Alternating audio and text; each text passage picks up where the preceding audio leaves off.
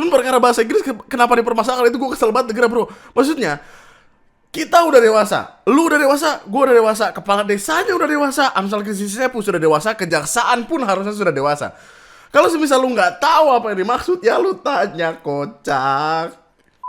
Saran gua, kalau kita mau menetapkan harga bensin tetap kayak kemarin, mending kita ngambil dari Depok, karena Depok adalah kota ajaib di mana sumur minyak ditemukan di Depok, wanjay. Terdengar suara elang dari kejauhan. Freedom. Kamu ingin freedom? Kemudian Amerika akan memerdekakan Depok. Entah sudah berapa korban yang sudah terjerat, semoga bisa ditindaklanjut, mohon bantuannya. Surat yang dia sebarkan adalah ini. Selembarannya. Permisi, mau nawarin jasa harga pelajar 20.000, harga mahasiswa 50.000, harga dewasa 100.000.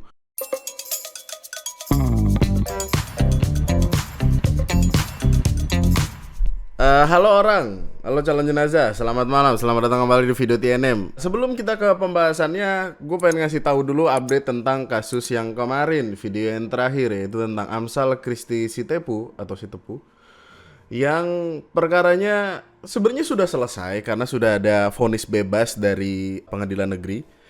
Jadi Majelis Hakim Pengadilan Negeri Medan menyatakan videografer ini terbukti tidak bersalah dalam kasus dugaan markup proyek video profil desa. Ya bisa lu temukan lah. Dan ini vonisnya tuh tanggal 1 April.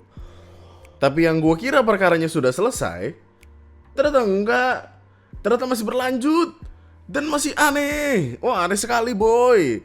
Jadi gini, kita ke runtutan perkaranya ya. Runtutannya juga cukup aneh. Ada beberapa hal yang kemudian masih menjadi masalah dan masih menjadi pertanyaan. Di tanggal yang sama ketika Komisi 3 DPR ngadain RDPU atau rapat dengar pendapat umum untuk pertama kalinya, waktu itu Amsal Sitepu pakai Zoom meeting. Di Kejaksaan Negeri Karo ada aksi damai oleh elemen masyarakat peduli Tanah Karo. Aksi damai elemen masyarakat peduli Tanah Karo dukung Kejaksaan Negeri Karo tuntaskan kasus korupsi profil desa, bla bla bla bla bla. Gue juga nggak tahu kenapa cepet banget kayak gitu. Gue nggak tahu. Tapi sempat ada videonya di sini. Maju tak gentar. Maju tak gentar. Merdeka! Hidup rakyat! Hidup rakyat! Ya intinya panjang lah. Intinya ada perwakilan yang mau ngasih dukungan moral kepada Kejaksaan Negeri Karo untuk menuntaskan kasus dugaan korupsi tersebut. Perkara demo-demoan itu ngebikin Habibur Rahman selaku Ketua Komisi 3 DPR kesel. Kesel bro. Lalu teman-teman, ini yang ada menjadi fenomena ya. Kami melihat adanya perlawanan, mungkin saja dari aparat penegak hukum kotor yang tidak merasa nyaman dengan aktivitas kami mendengar aspirasi rakyat dan menggelar RDPU. Hari ini ada sekelompok orang yang melakukan demo di sana.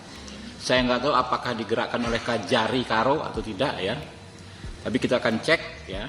Lalu ada narasi yang dibangun oleh kejaksaan di sana ya, oleh Kajari Karo ya, yang memang sesat, dan mereka membuat propaganda seolah-olah kita menyalahi prosedur, padahal mereka lah yang terlalu jauh melampaui prosedur secara substantif.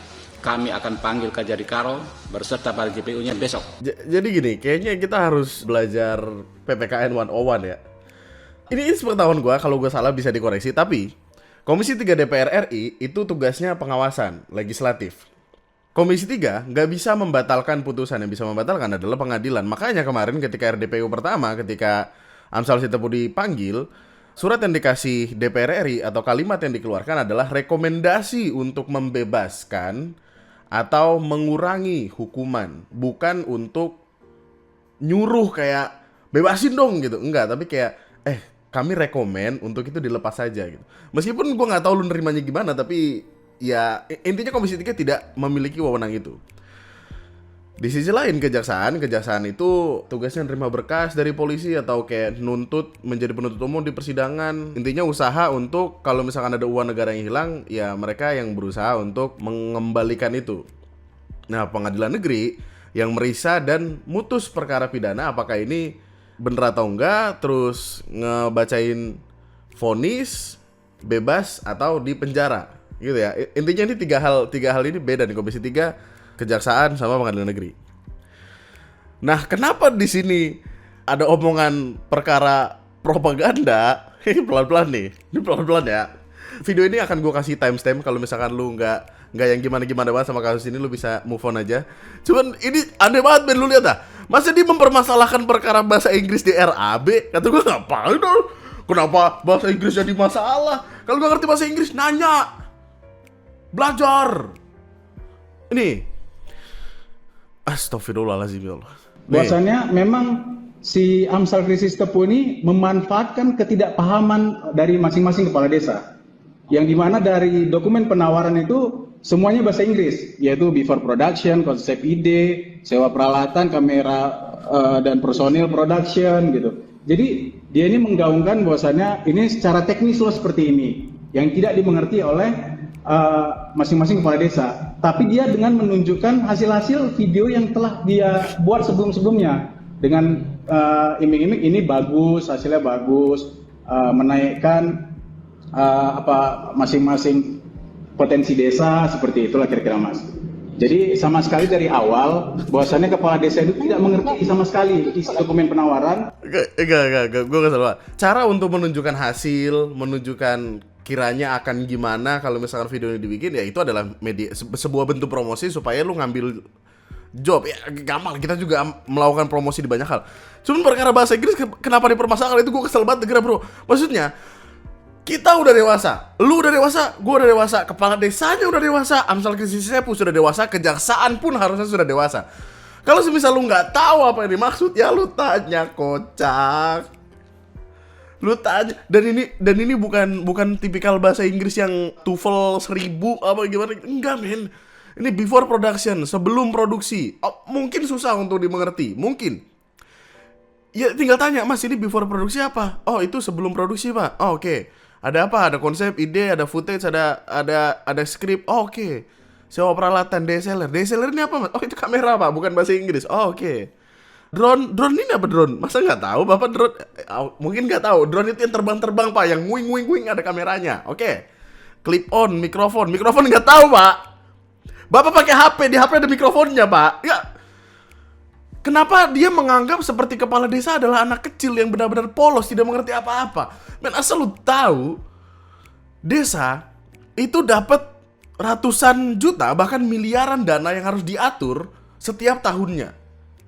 Masa lu mau mempercayakan kepada orang yang tidak punya critical thinking untuk hanya sekedar bertanya ini bahasa Inggrisnya apa? Semuanya udah pada besar, udah pada dewasa, udah pada tua, bro. Tinggal nanya lo, apa susahnya? Dan ini kayaknya, ini pun bahasa Inggris basic gitu loh. Oke lah, mungkin dia awam, mungkin kepala desanya awam sama bahasa editing kayak finishing, cutting, editing, dubbing, hard copy. Oke lah, mungkin gak gitu ngerti. Mungkin dia taunya kopi apa? Kopi tubruk, bukan. Tanya. Dan ini kan diajukan dulu. Artinya dia, si kepala desanya melihat dulu, terus bisa bertanya. Kalau nggak ngerti.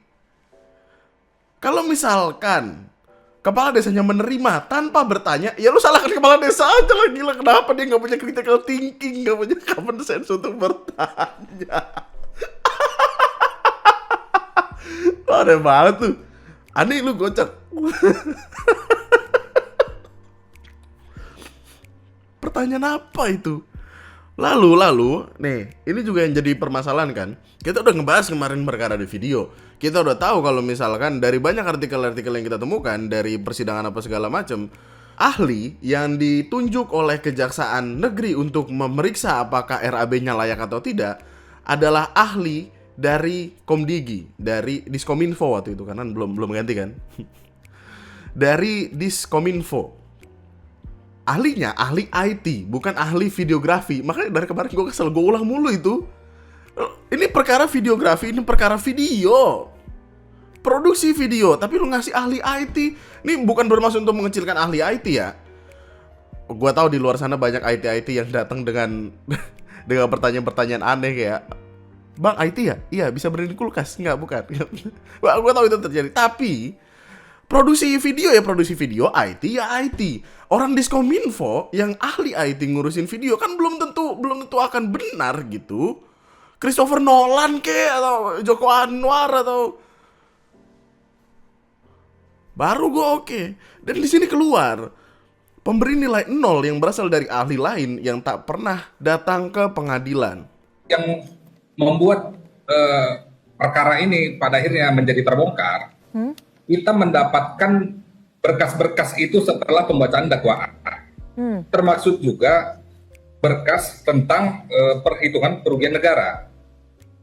Disitulah letak yang menurut kami ini paling luar biasa aneh. Disitulah yang kita lihat sekarang yang viral itu, banyak sekali yang dinilai 0.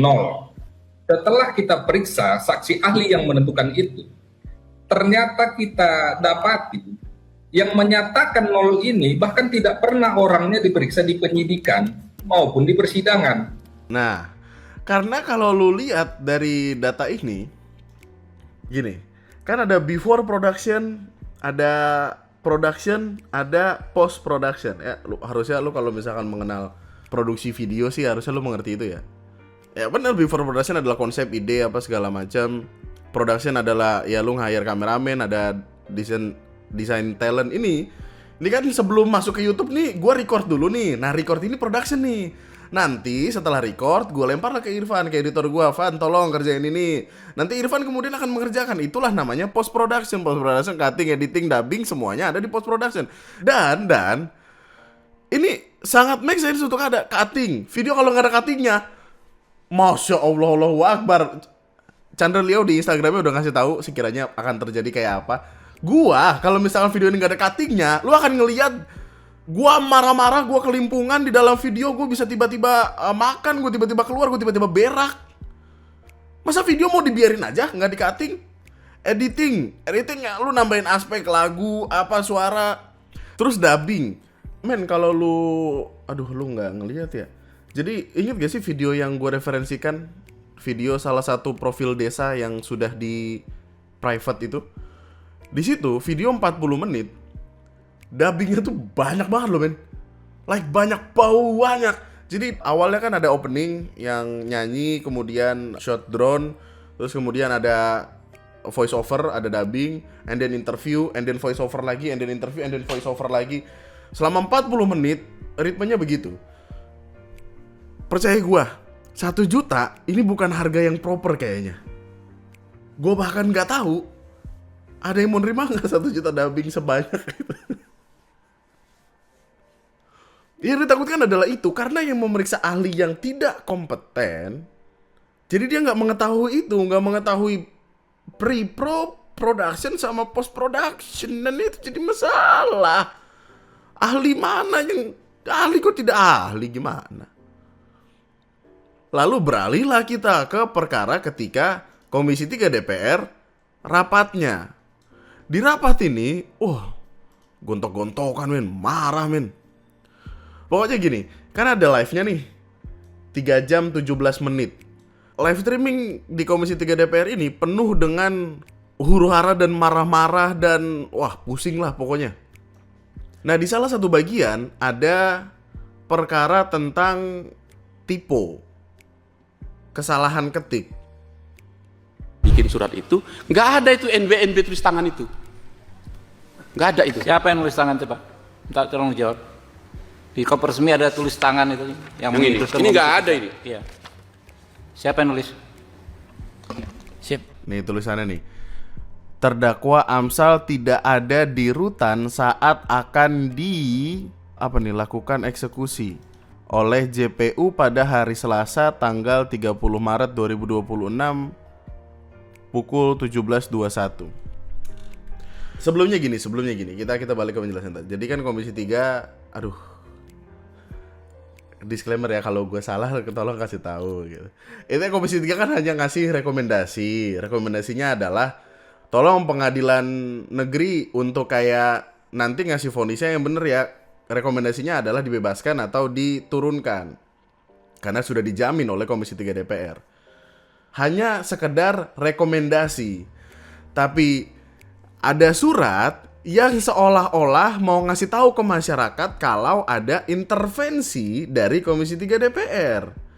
Seolah-olah Komisi 3 DPR menyalahi aturan dengan main membebaskan seseorang tanpa prosedur hukum. Yang padahal enggak, yang padahal Komisi 3 ya hanya memberikan rekomendasi, yang memberikan vonis adalah pengadilan negeri. Gimana ya analoginya ya? Ini panjang banget soalnya kalau gue masukin ke sini omongannya. Tapi gini. Gue nggak tahu analogi ini cocok atau enggak ya. Mungkin kalau lu punya analogi lebih bagus lu bisa kasih tau gue. Tapi gini, anggapannya lu pengen minjem motor sama temen lu. Lu udah ngomong sama temen lu udah ngizinin. Tapi pas lu mau ngambil motornya, mau lu keluarin dari pagar, ada security. Security-nya nggak mau ngebukain pagar. Diem, lama, telat. Jadi kan motor lu nih kagak mau keluar nih, kagak bisa keluar nih. Akhirnya karena lu kesel nungguinnya lama apa segala macem, karena nggak ada security-nya, temen lu kemudian ngebukain itu pagar, terus ya udah, lu keluarin motor, lu pergi. Nah tiba-tiba si security ini ngirim surat ke RT, ke RW, ke ketua kampung, ke lurah yang seolah-olah mau bilang kayak motor ini keluar tanpa prosedur resmi, tanpa lewat gua. Ini gimana ya? Wah parah banget ini gitu. Lu udah oke, temen lu udah oke, tapi security-nya tiba-tiba begitu gimana? Kesannya kayak lu nyolong motor, padahal enggak, udah diperbolehkan, dan itu adalah yang terjadi di sini. Sip, makanya izin marah pimpinan. kan? Itu saya yang menulis atas sebagai pertanggungjawaban dalam melaksanakan penetapan hakim. Pertanggungjawaban apa? Anda datang aja enggak kok ke pengadilan kok. Udah, mesti jawab. Oke, terima kasih. Saya lanjutkan. Sekarang ini suratnya. Mohon maaf ini, secara profesional harus dipertanggungjawabkan ini. Karena ini bukan lagi provokatif ketua, kalau menurut saya. Adu domba institusi. Nah, lo. Ini mereknya. Kejaksaan Republik Indonesia, Kejaksaan Tinggi Sumatera Utara, Kejaksaan Negeri Karo.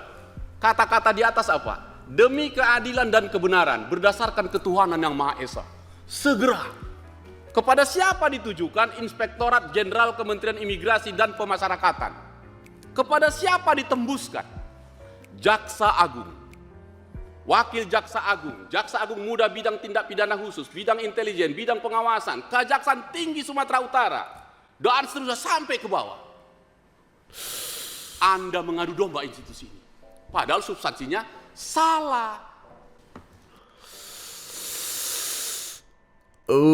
Sakit. Berantem.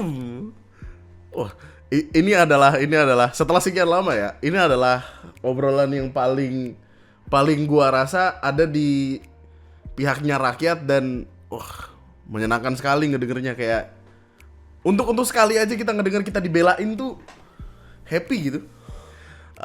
Dan katanya menurut tadi kan ini kan ada di sini semua.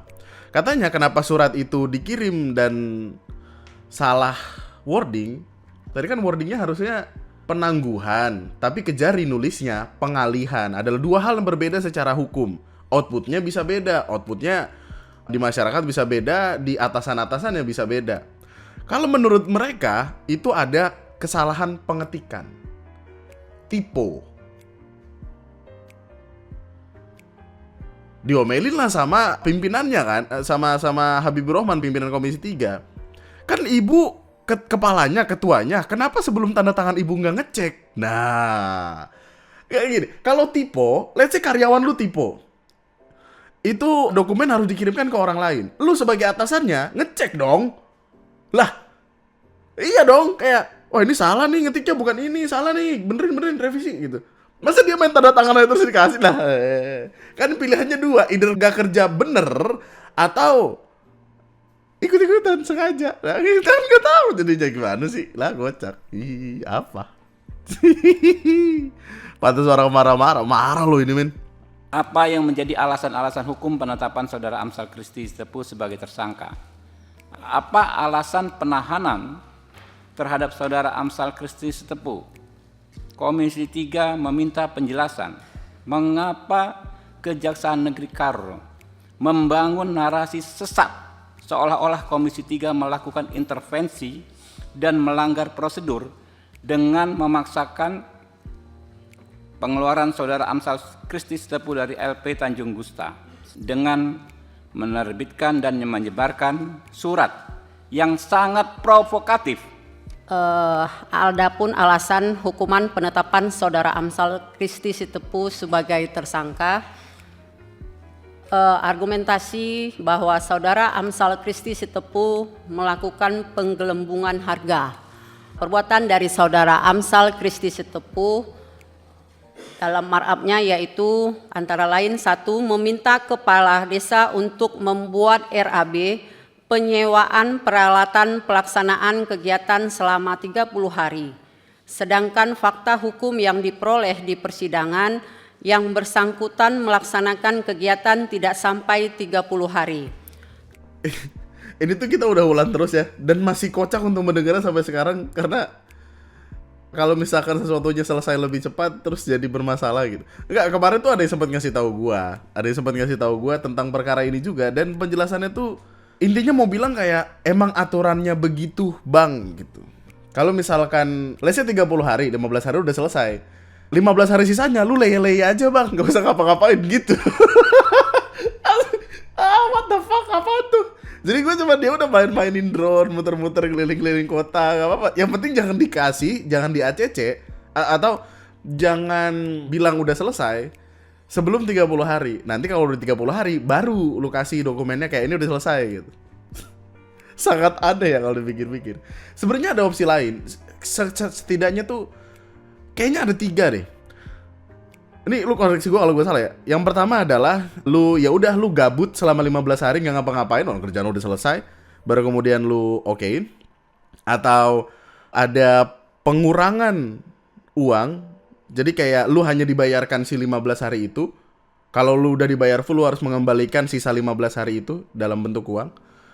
Atau kayaknya ada tim audit yang bisa mengecek kayak, oh ini lebih cepat secara spesifikasi atau secara hasil ini udah oke atau belum.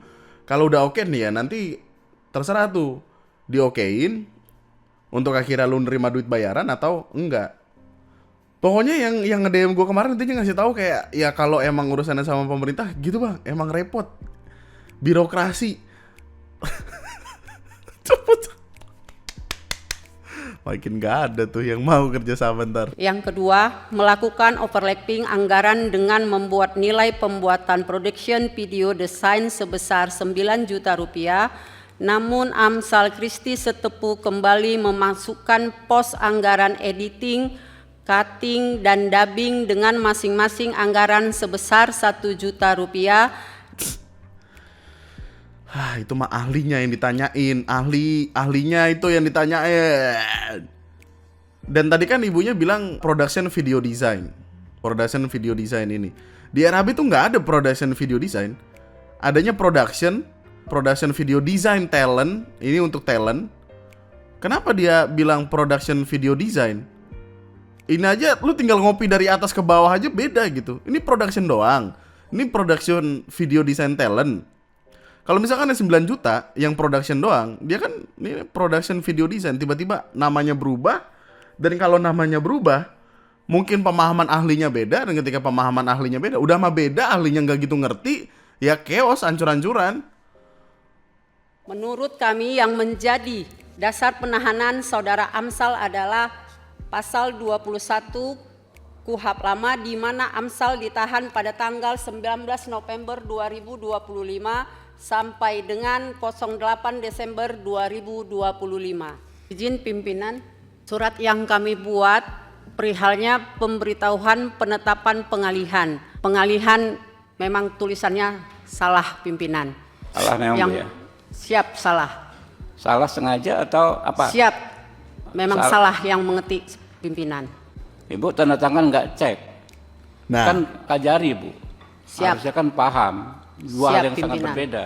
Oke, Siap lanjut, pimpinan, lanjut. siap Yo, yo. salah pimpinan. dicecer bingung tuh. Karena apa? Karena gara-gara surat itu tadi jadi pada demo.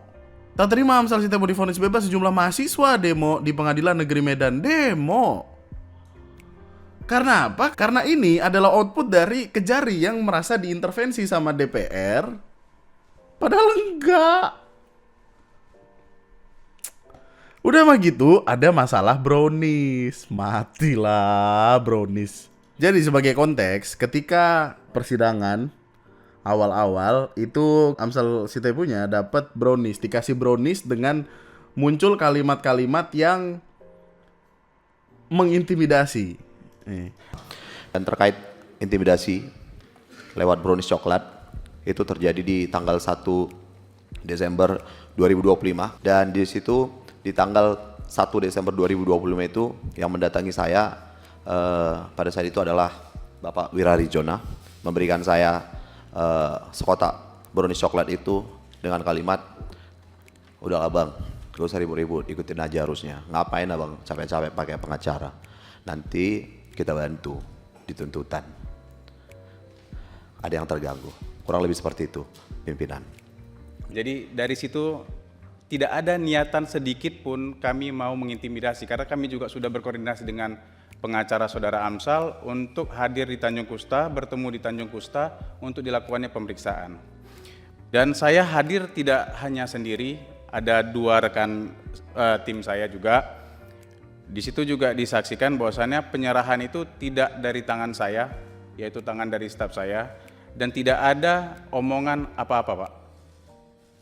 Mohon izin, saya juga tidak ada niat apapun, kami hanya murni mengedepankan rasa kemanusiaan, hati nurani. Seperti itu, Pak. Bukan Pak, ini bukan soal makanan Pak, soal narasi tadi, kata kalimat per kalimat tadi. Tadi Pak Amsal kan mengulangi lagi, kok kemarin kan waktu video call menyampaikan ada narasi yang mengatakan ikuti saja alurnya dan lain sebagainya itu Pak Wira. Siap, itu tidak ada Bapak, saya sampaikan Pak. Tidak ada ya? Tidak ada Bapak. Nanti tinggal Pak Amsal ini. Siap. Oke. Lu lebih percaya yang mana, Boy? lu akan lebih percaya yang kiri atau yang kanan? Itu pengen tahu gua. Sudut pandang lu gimana? Gua pengen tahu aja. Karena alasan dari dia ngasih brownies adalah katanya nggak ada makanan di sana. Ini sudah menjadi budaya kami, Pak, di Tanah Karo, Pak. Budaya apa maksudnya? Karena di awal permintaan ini kan dari tahanan, Pak. Karena orang diminta kekurangan makanan, mohon dibantu, seperti itu, Pak. Bukan Pak, ini bukan soal makanan Pak. Itu cukup aneh karena kalau kekurangan makanan, kenapa brownies? Kenapa nggak nasi padang? Gue sih pengennya nasi padang, ya sate padang atau martabak atau yang bikin kenyang apa sih yang bikin kenyang? Sate, warteg atau apa. Dan kalimat kekurangan makanan itu diomelin sama Hinca Panjaitan. Jadi brownies itu kalau Anda bilang itu bentuk humanis kejaksaan, bukan. Intimidasi yang paling buruk di dunia adalah intimidasi yang paling halus dengan memberi iming-iming roti. Apalagi tadi kau hina itu Rutan, karena kami nggak makan di sini. Gila kalian. Negara mencukupi seluruh biaya untuk makan. Kenapa kalian bilang kami kekurang makanan di sini? Jangan. Roti brownies itu kau beri hanya membujuk rayu dia supaya nggak ribut. Karena itu Komjak, saya minta turun. Dan ya intinya jadi masalah dan diomelin sama orang-orang. Perkara brownies itu panjang sekali, banyak sekali yang ngomongin. Karena memang aneh, sangat aneh. Salah satu hal yang gue inget banget adalah di rapat Komisi 3 ini kan ada juga Amsal Sitepunya datang. Ada dia ngebawa buku seingat gue. Jadi semua apa itu dicatat di dalam buku tersebut, di buku ini. Dan buku ini ada judulnya, ada namanya. Jadi buku catatan dia tapi ada namanya. Pada saya nyampe itu sekitar jam 7 malam. Dan terkait intimidasi lewat brownies coklat itu terjadi di tanggal 1 Desember 2025. Kenapa saya sangat ingat, saya tulis semua kejadian-kejadian itu di buku ini, Pak. Judul bukunya ini Cerita Orang Kalah.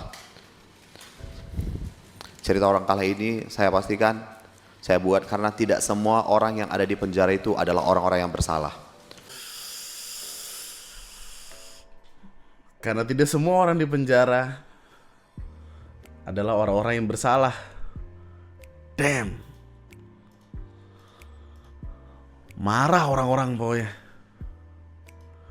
Marah. Dan Hinca Panjaitan, anggota Komisi 3 DPR ini, di salah satu omongannya intinya ngasih tahu kalau ketika datang ke rutan untuk menjemput Amsal, ada tahanan-tahanan lain yang bilang kami juga mendapati hal yang sama. Yang mana kemudian dibahas sama orang-orang, salah satunya Mas Fatian, ada 3 orang lain yang juga seperti mendapatkan perlakuan yang sama sampai akhirnya dipenjara. Ada freelancer bahkan, freelancer bro, dipenjara bro, gara-gara ngurusin proyek pemerintah, dianggap markup. Bebas karena dia viral di waktu yang tepat. Kita punya waktu untuk menyelamatkan dia. Tapi Tony Aji Anggoro, Amri, Jesaya Peranginangin sudah dipenjara. Dengan kasus yang sama, di kabupaten yang sama, Kabupaten Karo, JPU-nya sama. Keluarga Tony reach out ke gue menjelaskan perkaranya apa. Jadi kalau netizen pekerja kreatif kemarin membela Amsal, Tony juga videografer, web designer, freelance. Amsal kan direktur, Tony freelance. Dia cuma di-hire sama CV-nya, bikin video dan website, dibayar berapa? 5,7 juta. Hanya orang yang cinta pekerjaannya, cinta videografi, cinta IT, yang mau dibayar segitu. 5,7 juta. Dan lu dipenjara? Fucking hell.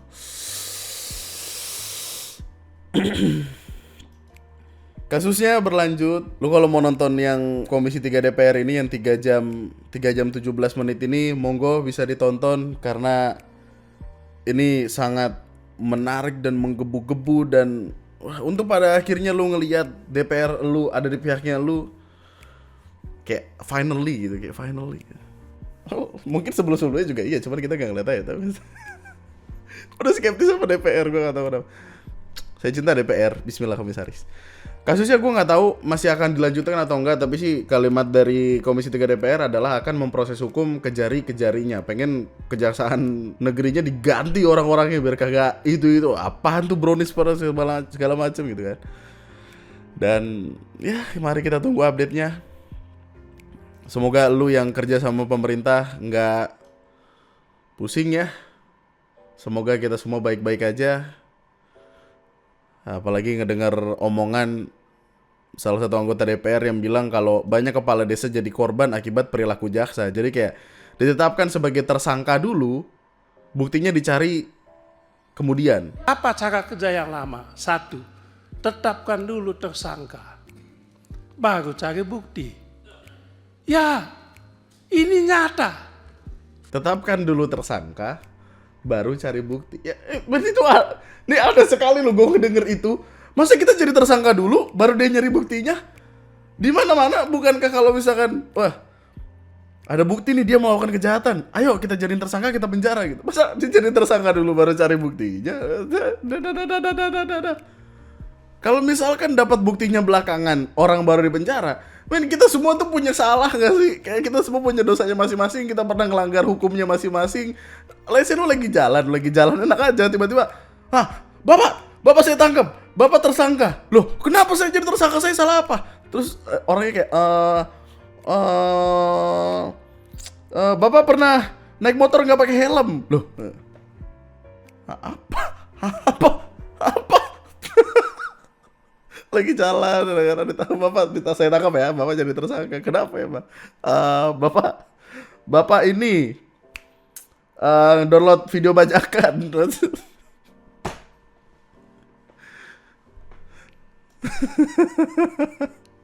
Aneh. Ya kita tunggu aja update-nya. Di Twitter juga sempat ada omongan ini by the way, tentang vlog pemerintah Kabupaten Pemalang 36 juta. Vlog 36 juta. Wah, terdengar sangat wah. 36 juta. Bahkan lebih besar dari video profil kemarin yang cuma 30 juta. Terus setelah dilihat ternyata ini tender. Dan setelah dijelaskan katanya ini untuk 15 video vlog.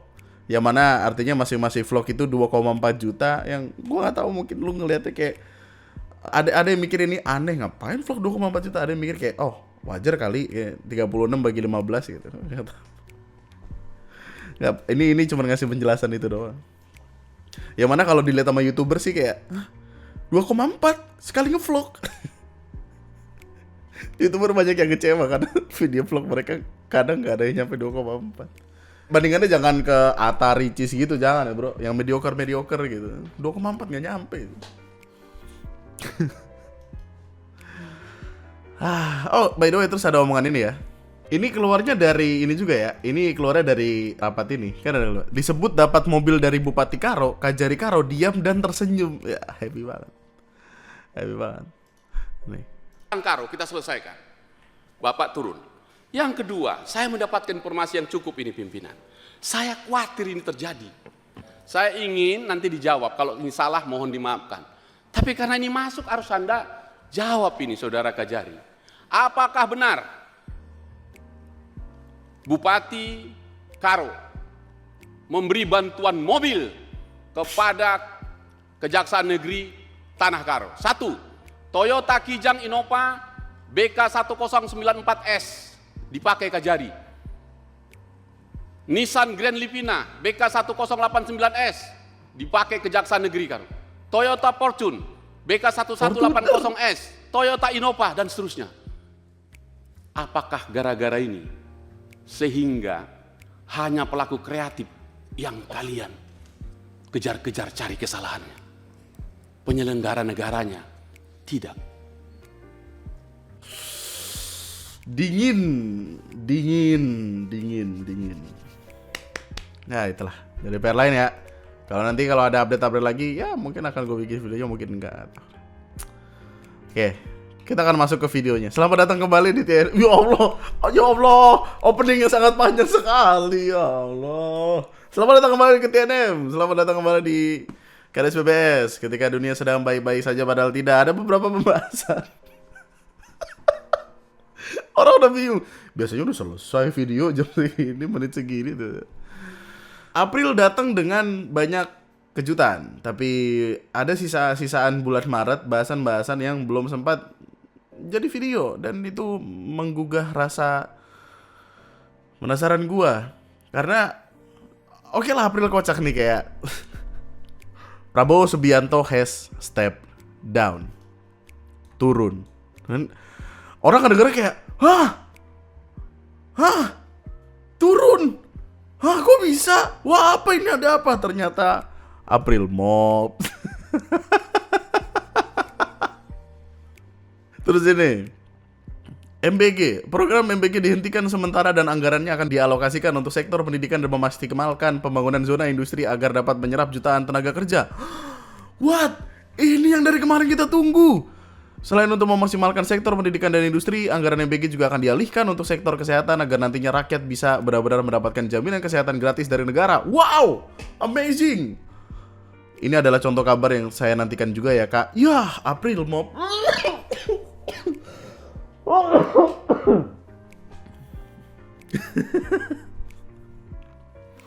Mungkin karena kita di Indonesia ya, April Mop nggak yang gimana-gimana banget, makanya kita cenderung percaya. Kemarin gua waktu ngelihat dua info itu kayak ya. Ekspresinya kayak meme yang mana deh? Ada meme-nya kemarin. Oh nih. Ya.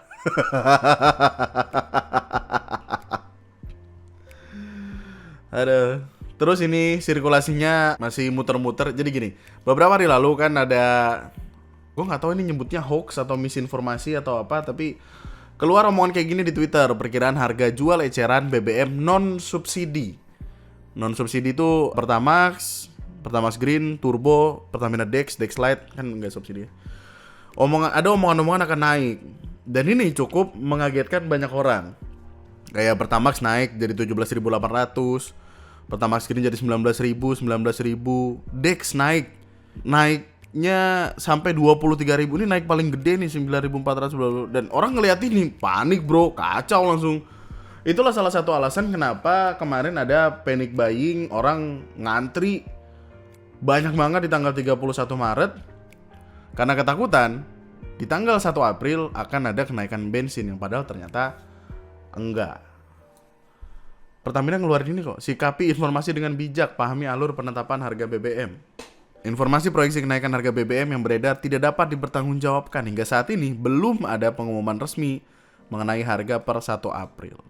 Kemudian Menteri Keuangan kita, Bapak Purbaya, ngasih tahu kalau Pertamina yang bakal nalangin dulu selisih harga BBM meskipun harga minyak dunia lagi naik karena mereka lagi banyak untung.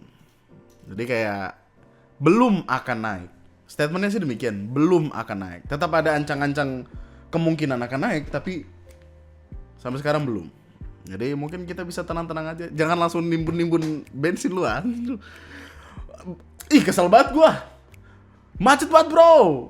Lu bayangin di satu pom bensin sampai ngantri keluar-luar. Buset, yang di daerah-daerah gimana? Kayak apa itu?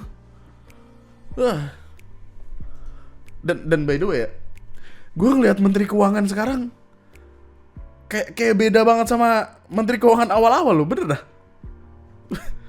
Kesian gue.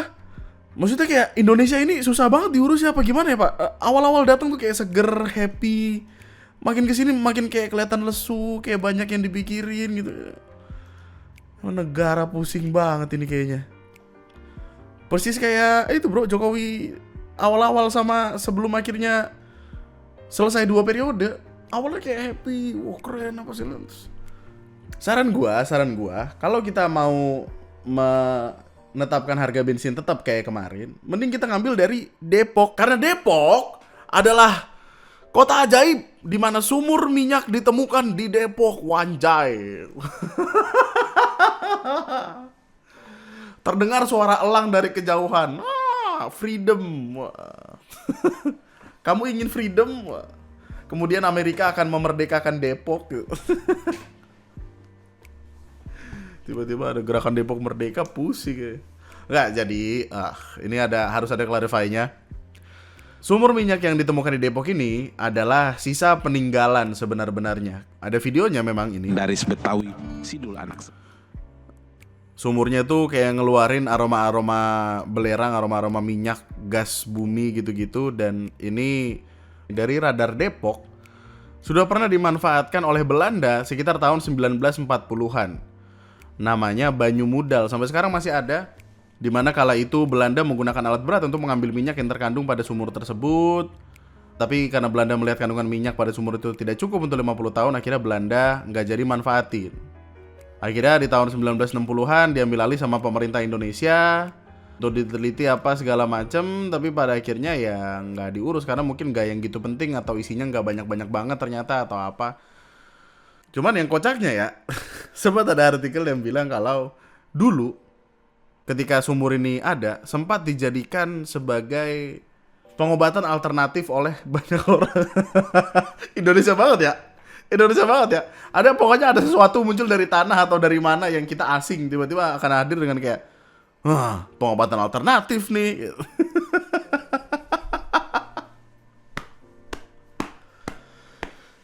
Depok sekarang sih udah enggak. Tapi tempatnya masih ada kalau lo mau nyamperin. Cari aja di Google Maps Banyu Mudal. Dan ngomongin tentang Depok, ada sebuah hal yang sekiranya sangat tidak baik terjadi, di mana ini membuat orang-orang marah. Jadi gini. Tiba-tiba dari Depok ada postingan ini. Kejadian tadi malam, anak Ibu Sofi sedang makan bakso di daerah Pamulang dan diberi selembaran seperti di foto. Nanti gue kasih lihat fotonya. Parahnya, pelaku adalah pengidap HIV. Entah sudah berapa korban yang sudah terjerat, semoga bisa ditindaklanjut, mohon bantuannya. Berbahaya sekali orang seperti ini berkeliaran, nauzubillah min dzalik, semoga Allah jaga selalu keluarga kita, amin ya rabbal alamin. Surat yang dia sebarkan adalah ini, selembarannya. Permisi, mau nawarin jasa harga pelajar 20.000, harga mahasiswa 50.000, harga dewasa 100.000. Hubungi WA bla bla bla bla bla bla. Orang marah ngelihatnya. Ibu Sofi yang anaknya dikasih selembaran itu marah langsung, murka bro.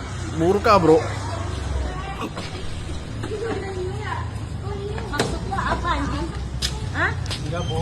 Maksud lo apa? Hah? Lu mau gua berdiri di sini lo? Lu apa semua orang begitu ya? Mati lu bego dulu anjing. Matiin lu sini. Maksud lo apa begitu maksud lo? Hah?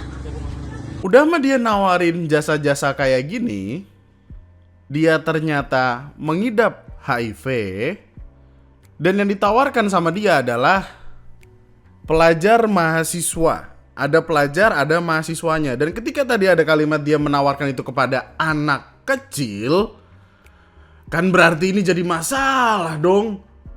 Orang tolol juga. Wah, panjang bro perkaranya bro. Apalagi dengan fakta HIV itu. Nih, HIV bisa menyebar lewat beberapa hal. Hubungan seks, jarum suntik, transfusi darah dari ibu ke bayi, atau cairan tubuh yang terinfeksi. Cairan tubuhnya adalah darah, air mani, cairan vagina, cairan rektum, dan ASI adalah media penularan. Air liur tidak, keringat tidak, sentuhan tubuh tidak. Tapi ini jasa yang dia tawarkan adalah jasa tol. Kalau semisal mulutnya atau di rongga mulutnya ada luka, berdarah, atau giginya bolong atau apa, terus kena kepada orang lain, Pak. Men, ini masalah, men.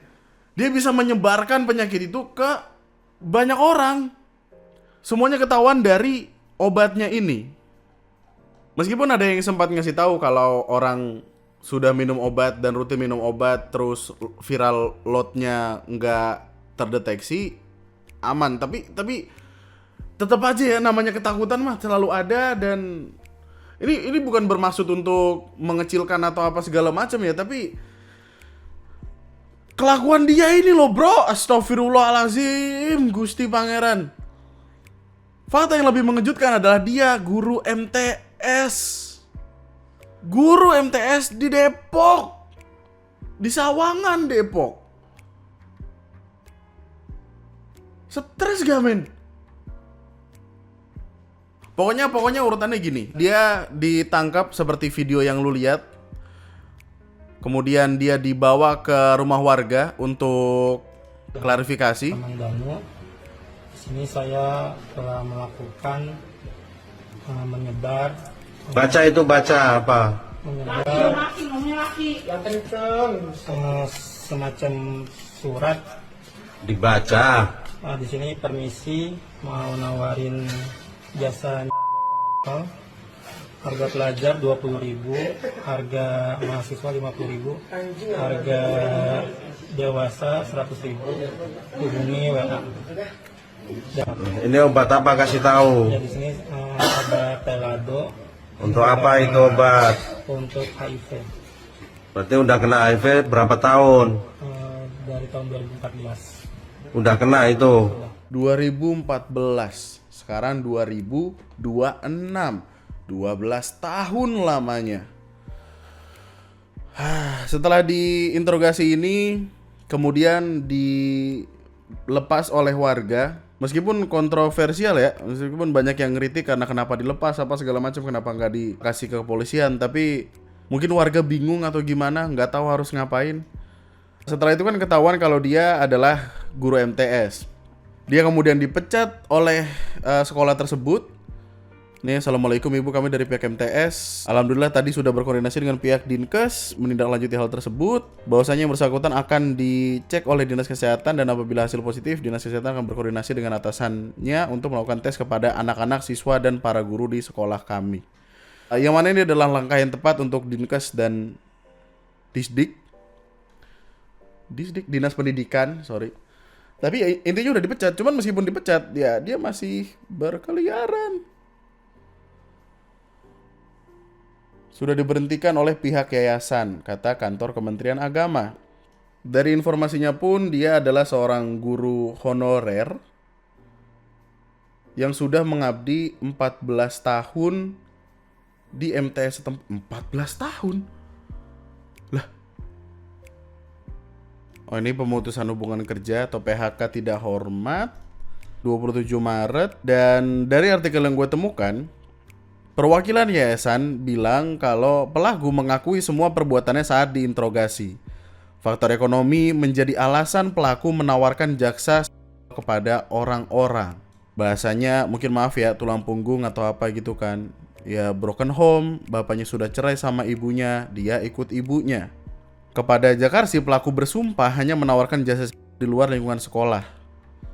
Bahkan Pelaku menegaskan masih memiliki keinginan normal untuk menikah dan memiliki anak di masa depan. Core problemnya adalah ekonomi. Broken home dan ekonomi. Sampai saat ini kabarnya hanya itu, nggak ada yang gimana-gimana.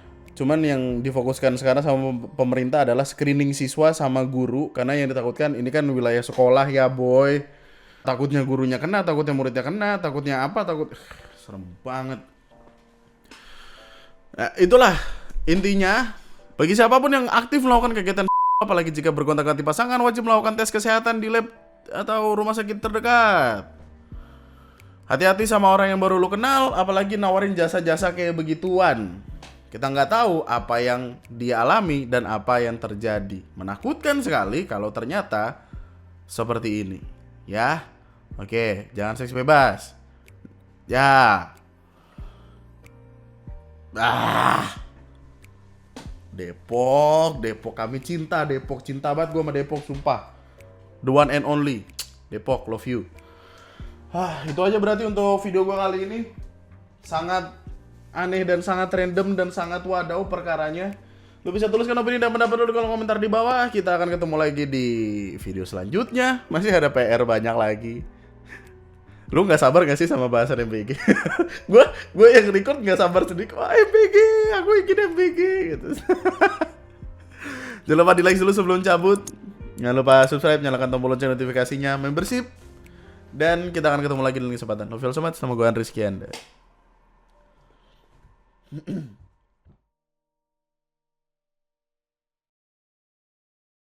Kayaknya emang karena dari awal Depok sudah hadir dengan hal-hal yang sangat gokil, jadi kayak makin kesini makin gokil, men. Keren, bangga gue sebagai orang Indonesia yang punya kawan-kawan orang Depok, bocah Sawangan, respect bocah Sawangan lah. Kata gue bagianin aja. Kagak data pisan kehidupan lah. Depok pernah jadi negara bro, lu kata. Pernah ada negara Depok. Bye-bye, thank you.